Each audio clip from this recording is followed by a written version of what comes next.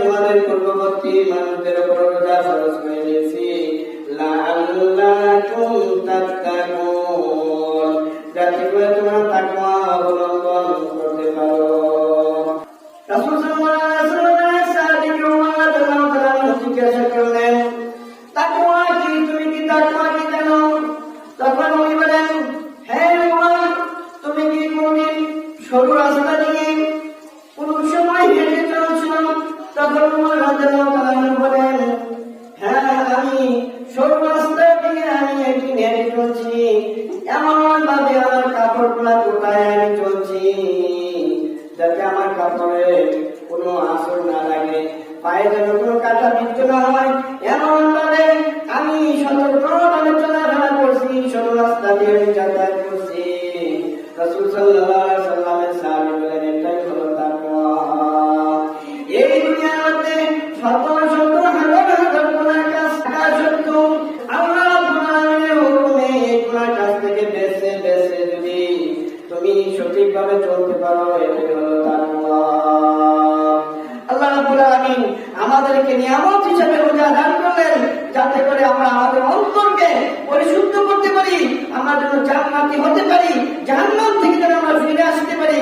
কিন্তু এত নিয়ামতের মাস পাওয়ার পরও, রমজান মাস পাওয়ার পরও আমরা নিজেদেরকে শুদ্ধ করতে পারি নাই, হেদায়েতের রাস্তায় আমরা আসতে পারি নাই, তাহলে আমাদের মতন হতভাগার কে আছে? রব্বুল আলামিন বলেন, শাহরু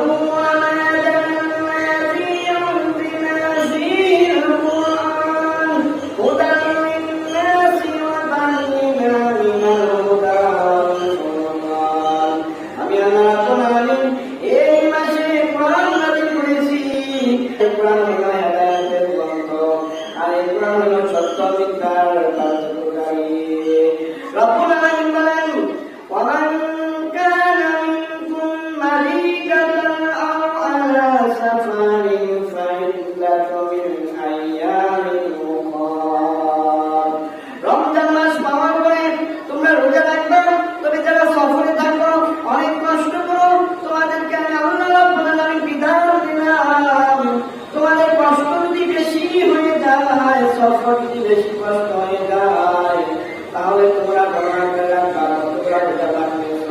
রমজান মাসের পরে তোমরা আর যদি তোমরা বেশি অসুস্থ হয়ে যাও, এমন অসুস্থ যে রোজা রাখার কারণে আরো তোমার রোগ বেড়ে যাবে, তাহলে আমি আল্লাহ তোমাকে বিদায় দিলাম। সুস্থ হওয়ার পরে তুমি রোজা করে আমার যারা সফরে থাকে, বেশি কষ্ট হয় সফর করতে, তাদেরকে আল্লাহ রাব্বুল আলামিন রুখসত দিলেন, তাদেরকে আল্লাহ রাব্বুল আলামিন তাদেরকে সুযোগ দিলেন। তোমার সফর যদি কষ্ট হয়, তাহলে তুমি রোজাগুলোকে গণনা করে রাখো, কয়েকটা রোজা তুমি ভেঙেছো, রোজার পরিবর্তিতে তুমি এগুলা কাজা করবা। আবার কিছু লোক আছে বেশি বৃদ্ধ, অতিবৃদ্ধ, তারা পরিপূর্ণ সুস্থ হওয়ার কোন সম্ভাবনা নাই, তাহলে তাদের রোজাগুলা কি হবে? মহান আল্লাহ রাব্বুল আলামিন বলেন, ওয়ালাল্লাযীনা ইউতিকুনাহু ফিদয়াতুন তুআমু মিসকিন। আল্লাহ রাব্বুল আলামিন বলেন, যারা বেশি বৃদ্ধ হয়ে গেছে আর কখনো যারা সুস্থ হওয়ার মতো সম্ভাবনা নাই, আল্লাহ রাব্বুল আলামিন বলেন, ওয়ালাল্লাযীনা ইউতিকুনাহু ফিদয়াতুন তাদের অভিভাবক যারা আছে হিসাব করে প্রতিটি রোজার জন্য ফিদিয়াতে একজন মিসকিনকে 2 বেলা আড়াইয়ের টাকা অথবা খাবার দিয়ে দেয়। রোজাকার জন্য মাফ নাই। অতএব যাদের ঘরে বৃদ্ধ পিতা মাতা আছে অথবা অতি বৃদ্ধ অতি অসুস্থ লোক আছে, যে লোক ভালো হওয়ার সম্ভাবনা নাই, যে বৃদ্ধ আর সুস্থ হওয়ার সম্ভাবনা নাই, দিনে দিনে গার্জিয়ান যারা আছে, অভিভাবক যারা আছে, সন্তান মেয়ে এবং কি যারা অভিভাবক আছে, তাদের দায়িত্ব হচ্ছে প্রতিটি রোজা হিসাব করে 2 বেলা খাবার একজন মিসকিনকে দিতে হবে। যদি না দেয়, ওই অভিভাবক ওই দায়িত্ব পালন না করার কারণে আল্লাহ রাব্বুল আলামিনের কাছে জবাবদিহি করতে হবে।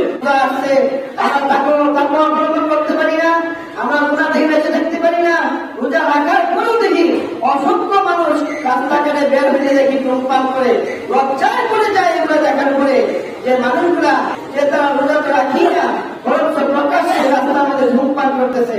মহান আল্লাহ রাব্বুল আলামিন আমাদের রোজা দান করেছেন নিয়ামত হিসাবে। এই রোজার মধ্যে আল্লাহ রাব্বুল আলামিন আমাদেরকে ইফতার দিলেন আমাদের গুনাহগুলো ক্ষমা করার জন্য, সেহরি দিলেন গুনাহগুলো ক্ষমা করার জন্য, তারাবি দিলেন গুনাহগুলো ক্ষমা করার জন্য, এবং রোজা দিলেন গুনাহগুলো ক্ষমা করার জন্য। এইভাবে আল্লাহ রাব্বুল আলামিন আমাদেরকে নিয়ামত দান করলেন। কোরআন তেলাওয়াত দিলেন গুনাহগুলো ক্ষমা করার জন্য। কিন্তু আমরা শুদ্ধভাবে রাসূল সাল্লাল্লাহু আলাইহি ওয়াসাল্লামের আদর্শভাবে ইফতার করি না, তারাবি করি না, সেহরি করি না, রোজা রাখি না। এইভাবে যদি আমরা আল্লাহ রাব্বুল আলামিনকে অমান্য করি, তাহলে আমরা কিভাবে রোজার পরিপূর্ণ সওয়াব এবং নেক আমরা আদায় করব? রাসূল সাল্লাল্লাহু আলাইহি ওয়াসাল্লাম বলেন, কোন ব্যক্তি যদি অন্য একজন রোজাদারকে ইফতার করায়, সারাদিন রোজা রাখে, এই ব্যক্তি আল্লাহ রাব্বুল আলামিনের কাছে যতটুকু সওয়াব পাবে, আরেকজন ব্যক্তিকে ইফতার করাটা আল্লাহ রাব্বুল আলামিন তাকে ওই রকম সওয়াব দান করবেন। সাহাবীরা বলেন, ইয়া রাসূলুল্লাহ, ইয়া হাবিবাল্লাহ, আমাদের তো ইফতার করার মতো সামর্থ্য নাই। নবীজি বলেন, 1 গ্লাস পানি দিয়েও একজন রোজাদারকে ইফতার করানো যায়। তাও যদি সম্ভব না হয়, একটি খেজুর দ্বারা, 1 গ্লাস পানি দ্বারা, অথবা 1 গ্লাস দুধ দ্বারা যদি একজন রোজাদারকে আপনি ইফতার করান, ওই ব্যক্তি সারাদিন রোজা রাখার পরে আল্লাহ রাব্বুল আলামিনের কাছে যতটুকু নিয়ামত পাবেন, নেক পাবে। আপনি একটি খেজুর দ্বারা ইফতার করলে অতটুকু নেক পাবেন। আমরা আজকে ইফতার করতে চাই না, আমরা আজকে কি মনতা করি, মানুষকে ইফতার করতে চাই না। আমাদের মসজিদে প্রত্যেকদিন 15 থেকে 20 জন লোক ইফতার করি। আপনার ঘর থেকে যদি 1 প্লেট ইফতার পাঠান, এই ইফতার গুলা 20 জন লোকে খাইতেছে, তাহলে 20 জন লোকের মধ্যে নিম্নে 15 জন আছে রোজাদার। এই 15টা রোজা আপনি সওয়াব পাইতেছেন। কিন্তু এত সওয়াব থাকা সত্ত্বেও আমরা কি মনতা করি, একটু ইফতার বানাতে চাই না। আমরা নিজেকে একই হিসাবে আমরা করে নিছি। কিছুদিন পরে দেখা যাবে মসজিদে ইফতারই নাই, লজ্জার বিষয়।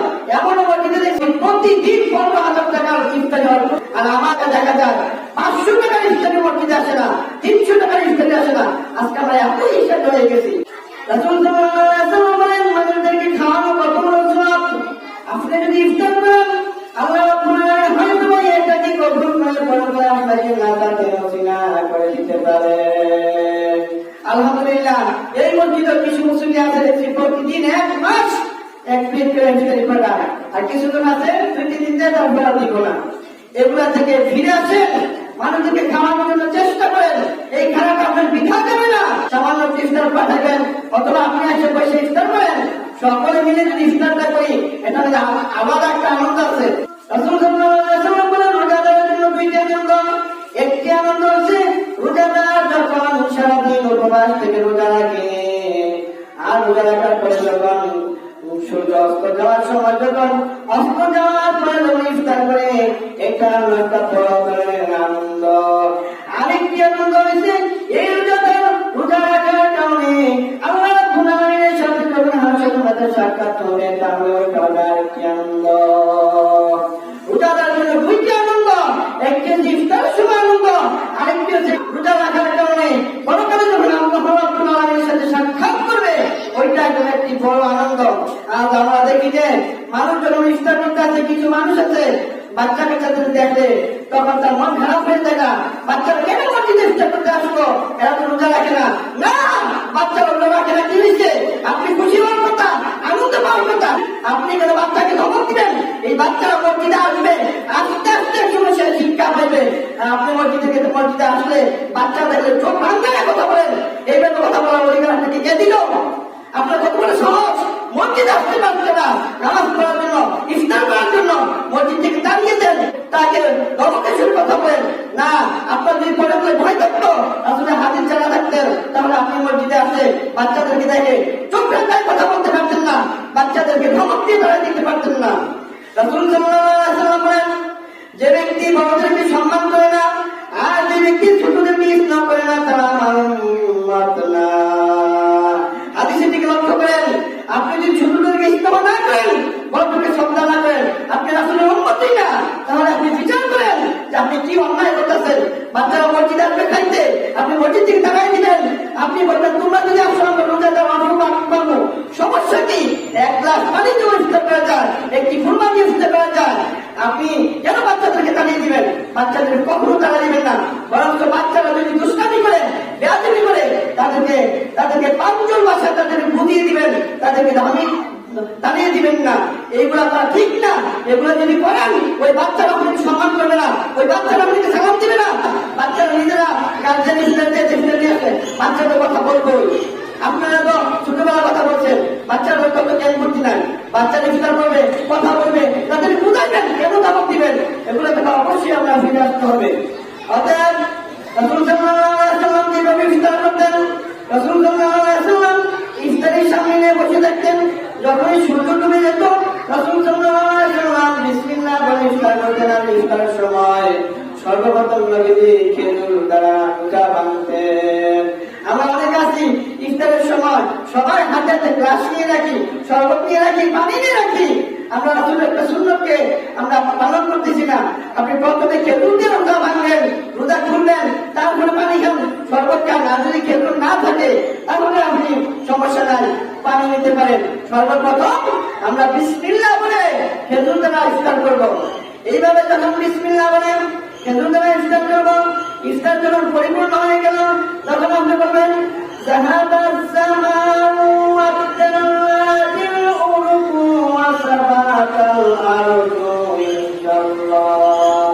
রাসূল সাল্লাল্লাহু আলাইহি ওয়াসাল্লাম এইভাবে শিখিয়ে দিলেন, যখন তুমি ইফতার করবে তখন তুমি বলবে যাহাবাজ জামাউ ওয়াবতালাতিল উরুকু ওয়া সাবাতাল আরদু ইনশাআল্লাহ। শিরা উপশিরাটা সতেজ হলো, শিরা তুমি বলতে হলো সারাদিন রোজা রাখার কারণে ইনশাআল্লাহ আল্লাহ রাব্বুল আলামিন আমাকে নেক দান করবেন। এইভাবে যদি রাসূলের সুন্নাত মতে আপনি ইফতার করতে পারেন, তাহলে আপনার ইফতারটা নেকে পরিপূর্ণ হবে। আর যদি এই দোয়া না পারেন, তাহলে আপনি ইফতার করার পরে বলবেন আলহামদুলিল্লাহ। এইভাবে আল্লাহ রাব্বুল আলামিনের শুকরিয়া আদায় করবেন।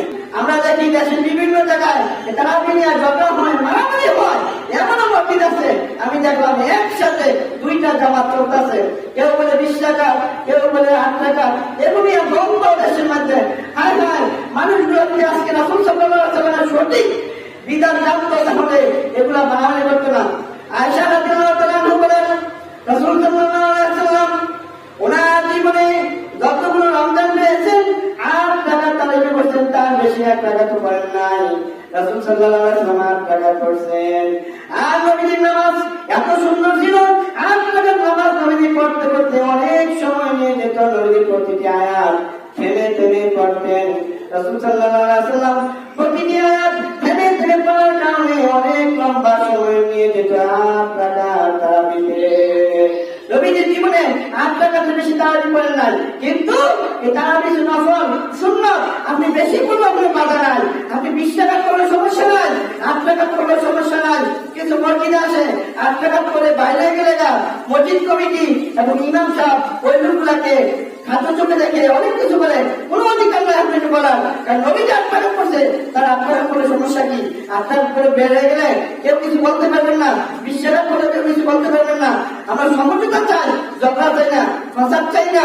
8 টাকা তারাবি নবীজি বলছেন, আপনারা 8 টাকা করতে পারেন, 12 টাকা করতে পারেন, 20 টাকা করতে পারেন, 16 টাকা করতে পারেন, কোনো সমস্যা নাই। এগুলো এরকম ঝগড়া ফাসাদ করা যাবে না। রাসূল সাল্লাল্লাহু আলাইহি ওয়াসাল্লাম বলেন, আর মুসলিম ওয়া আখুল মুসলিম, মুসলমান অপর মুসলমানের ভাই, ওদের ভাইয়ের সাথে ঝগড়া কোনো বিভেদ কোনো করা যাবে না, ঝগড়া ফাসাদ করা যাবে না। 8 টাকা তারাবি যারা পড়ে তারা আমার ভাই, 12 টাকা যারা পড়ে তারা আমার ভাই, 20 টাকা যারা পড়ে তারা আমার ভাই। এর চেয়ে বেশি করলে তারা আমার ভাই, কোনো ঝগড়া বিবাদ নাই, কোনো ঝগড়া করা যাবে না। আল্লাহ রাব্বুল আলামিন বলেন, ওয়ারাত্তিলিল কুরআনা তারতিলা, তোমরা তারতিল সহকারে সুন্দরভাবে কোরআন তেলাওয়াত করো। তারাবি পড়তে হবে এমন ভাবে যাতে করে মুসলিমরা বুঝে। অনেক আছে বোঝা কিন্তু তারাবি পড়ে না। আবার কেমন আছে তারাবি পড়ে রোজা রাখে না, কারণ তারাবি পড়ে মসজিদে এসে মানুষকে দেখায় আমি রোজা রাখি। আসলে এমনও প্রমাণ আছে, আমি নিজে দেখছি যে মসজিদে তারাবি পড়ছে কিন্তু রোজা রাখে না, রোজা রাখে না। এইরকম মুসল্লি আছে। আবার মুসল্লি আছে তারাবি করে রোজা রাখে না, রোজা রাখে তারাবি করে না। এগুলো থেকে আল্লাহ রাব্বুল আলামিন আমাদেরকে হেদায়েত করুন।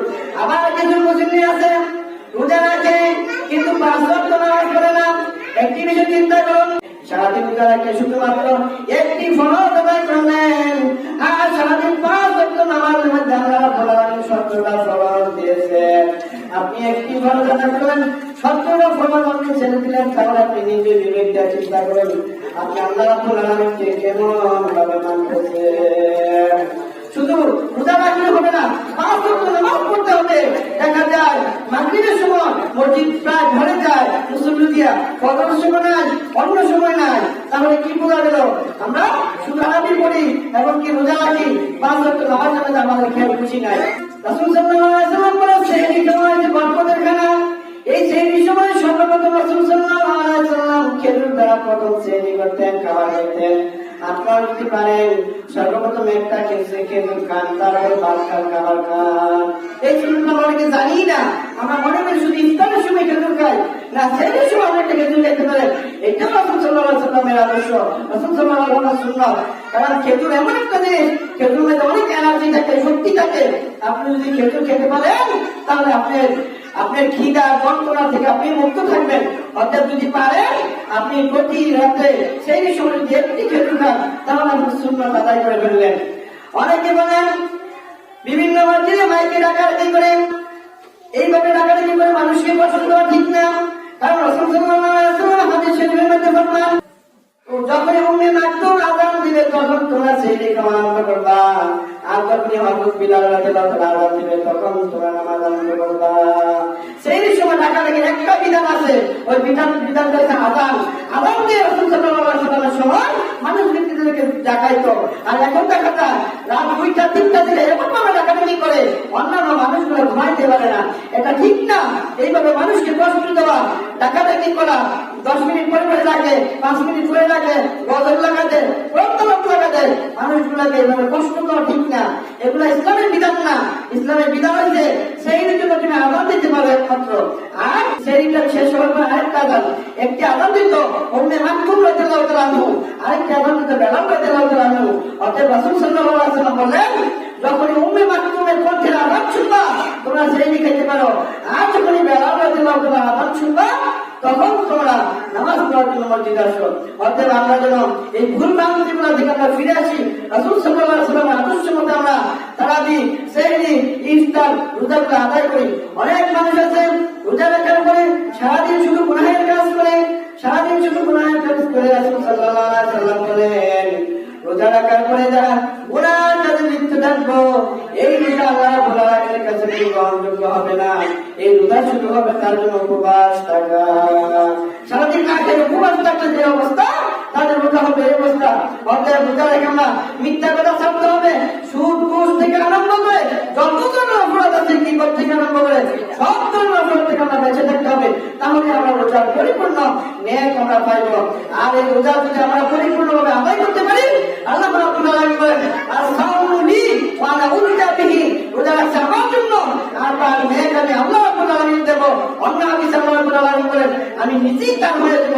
আর রোজা রাখার কারণে আল্লাহ যদি আপনার হয়ে যায় তাহলে অবশ্যই আল্লাহ রাব্বুল আলামিন আপনাকে জান্নাত দান করবেন। মহান আল্লাহ রাব্বুল আলামিন আমাদেরকে রমজানের পরিপূর্ণ আমল আমাদের করার তৌফিক দান করুন। আল্লাহুম্মা আমিন।